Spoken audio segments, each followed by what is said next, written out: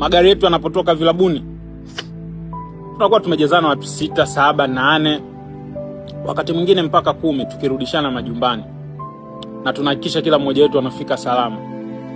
Hata tunapofika nyumbani kwa mchizi wetu, hatuondoi gari mpaka tuhakikisha amefungua mlango na amefunga na ameingia ndani salama.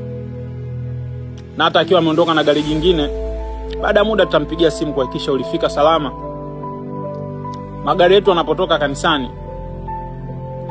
wenye magari wanakuwa wanaongozana mmoja baada ya mwingine kuelekea majumbani mwao, na watawaacha walokuja kwa miguu bila kuwapa lifti. Wakati mwingine utakuta mwenye gari mnakaa mtaa unaofuatana, lakini pia atakuacha na hata jali wewe unarudije nyumbani.